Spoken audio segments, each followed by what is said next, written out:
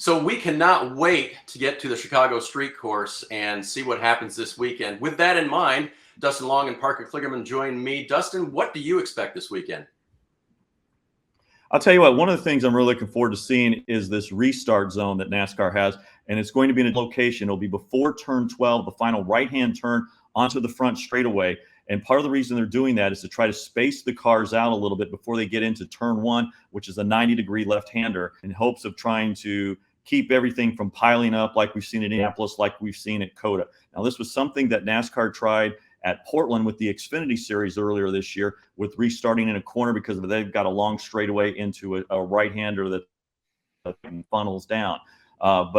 It kind of worked at times of spacing out, but there also still was contact. And, Parker, you experienced it. What was that like? And what might this turn 12 be like, restart zone here in Chicago? So it's a great question. When that happened at Portland, I felt like it was something that was going to space out the cars more, and we saw that, right? We weren't as bunched up together, and it really took getting a great restart to be right on someone's tail like I was on Justin Allgaier at the last restart.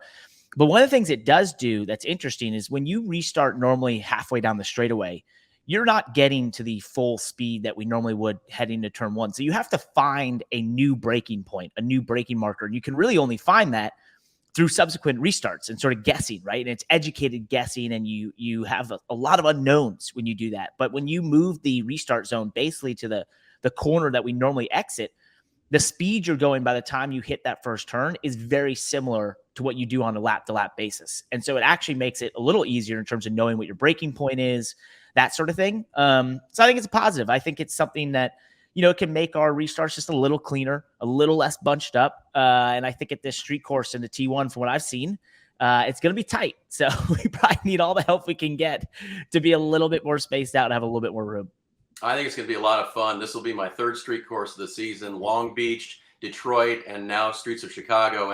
And I can't wait to see what NASCAR and its drivers do with it. On Saturday with the Xfinity Series, Parker will be in that race. And then on Sunday with the Cup Series drivers. I think especially the Next Gen car is kind of made to be tried in this situation. Parker, I'm not so sure about the Xfinity car, but we'll see how they both fare. I just look forward to the color, the sound.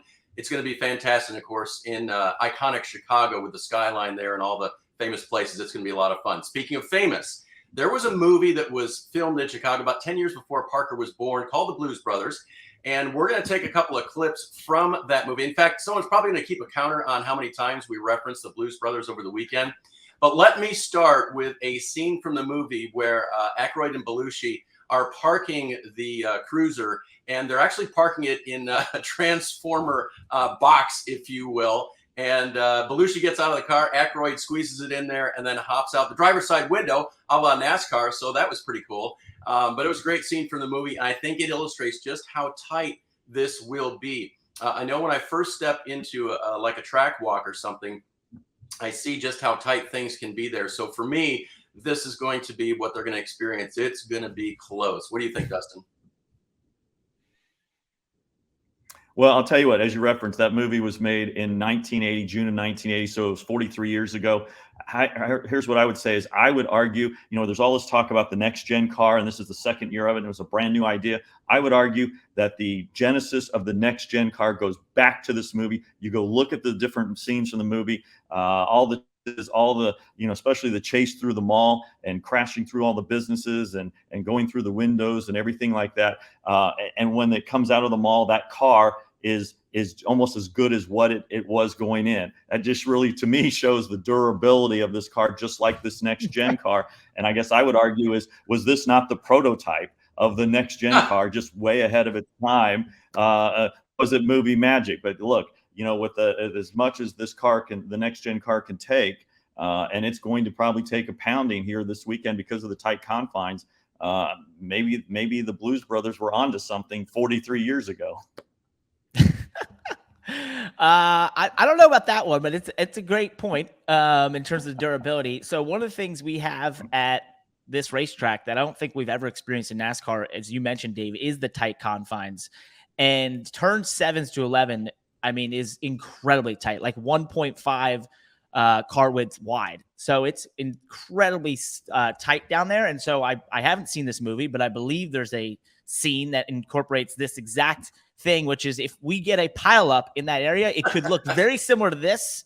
I don't know if there'd be police cars involved, but in terms of all the cars having to come to a stop, could definitely be an eventuality. And one of the things about turn 7, the tightest section of the racetrack, the braking zone is downhill. So for the next gen cars, I actually think it's something that will suit them very well. But as you mentioned, the NASCAR Xfinity car is a classic stock car. Brakes aren't the best. It's heavy. Downhill braking zone into a tight confines, I could see that equaling a little bit of a pileup. So hopefully I avoid it and I'm not anywhere near it. Good point. And one more scene. I know that someone is going to call this place Sweet Home Chicago before the end of the weekend. Actually, 2 drivers will. So remember that great scene where they sang the song? Two somebodies are going to have Sweet Home Chicago ringing in their head at the end of this weekend.